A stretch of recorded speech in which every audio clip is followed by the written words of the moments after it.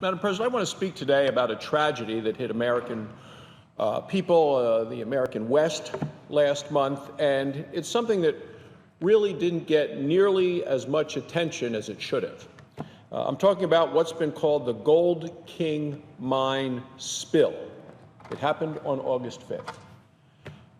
That's when the Environmental Protection Agency spilled 3 million gallons of toxic wastewater into a tributary of the Animas River in Colorado.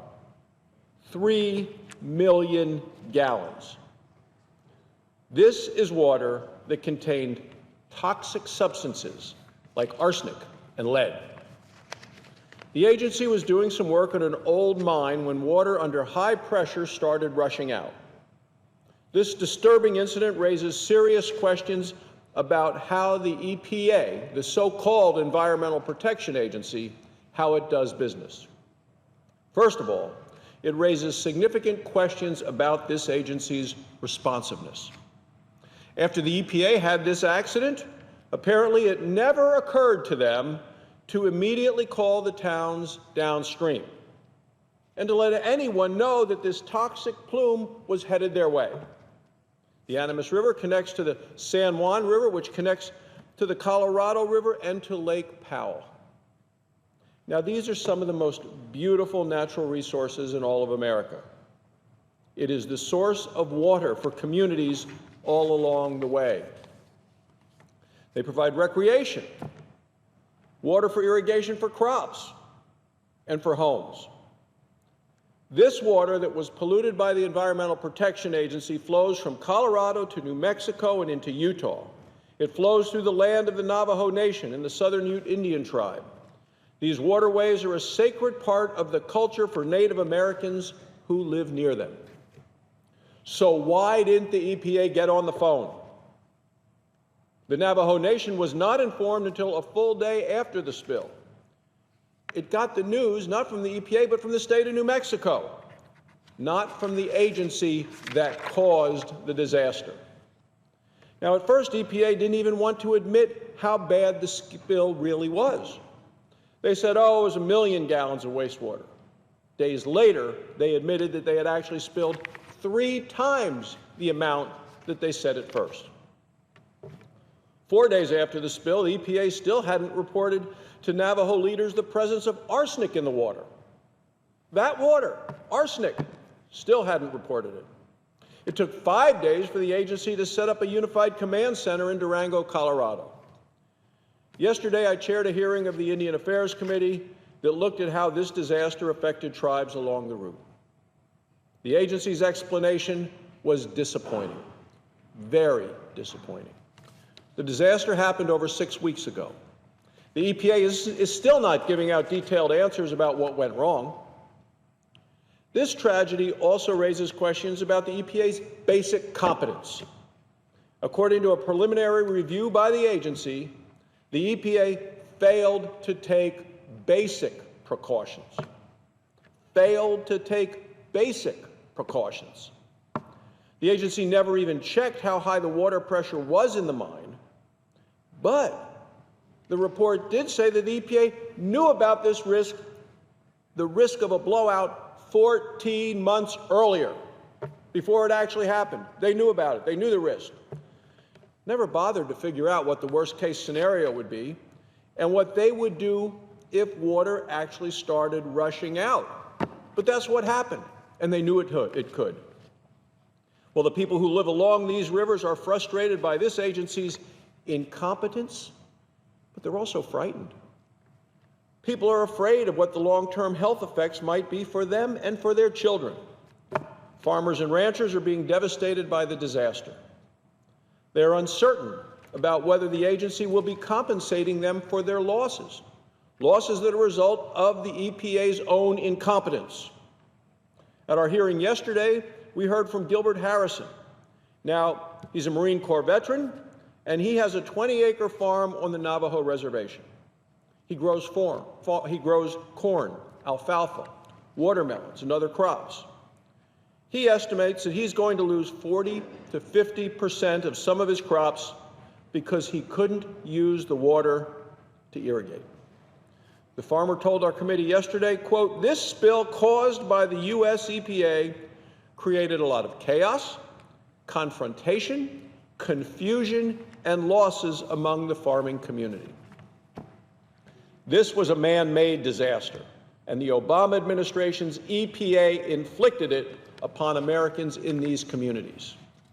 Now, I've spoken with tribal leaders who say the EPA has mishandled the spill, and their mishandling of the spill, the EPA's mishandling of the spill, has seriously damaged their trust, the tribe's trust of this agency.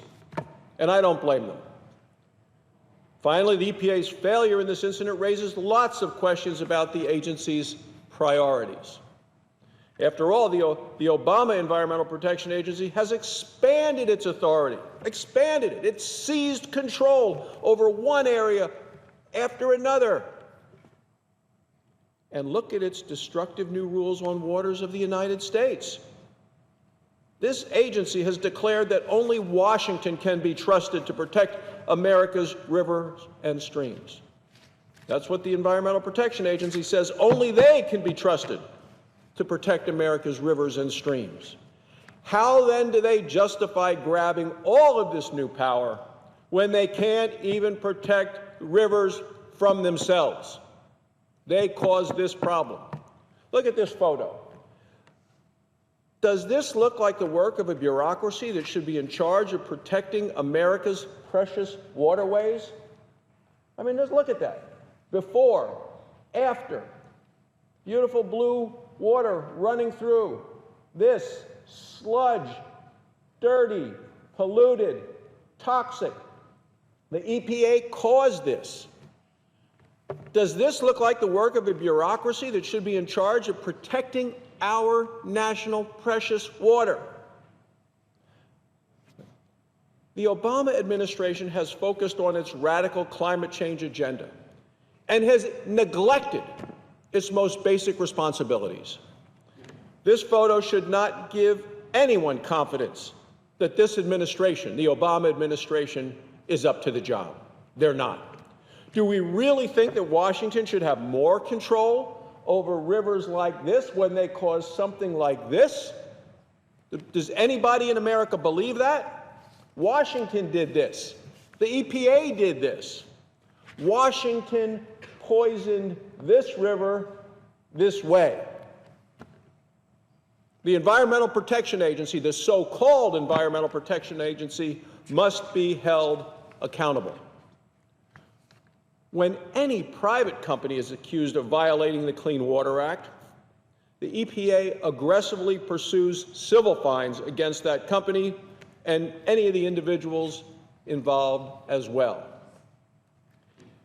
Even criminal prosecution occurs.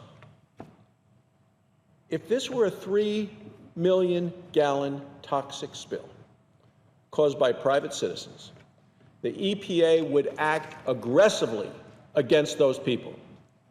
The EPA would never accept the kind of feeble half apologies and explanations that we've heard so far from this administration and from the director of the EPA who testified yesterday. There is clearly a double standard between the way the EPA treats itself and the way it treats everyone else. The EPA failed. It failed to do the proper planning before it caused this disaster.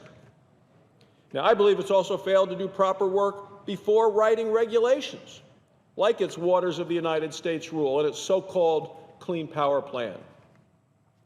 With this spill, the agency's careless approach has done terrible damage to Americans living along the Animas River and other waterways.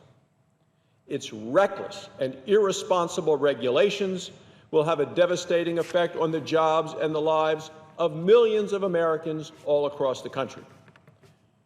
At our hearing yesterday, the EPA administrator continued to try to downplay the impact of its actions. Downplay the impact of its actions. The agency needs to step back and rethink its priorities.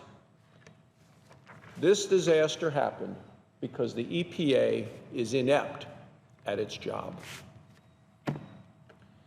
There should be no more trying to deflect attention from the failure of the EPA. No more trying to grab additional power that it can use to do more damage. The Environmental Protection Agency has been out of control for far too long. It's time for Congress and President Obama to hold the EPA accountable for its failures, and it's time to rein in this runaway bureaucracy before it does more damage to our communities, to our economy, and to our country.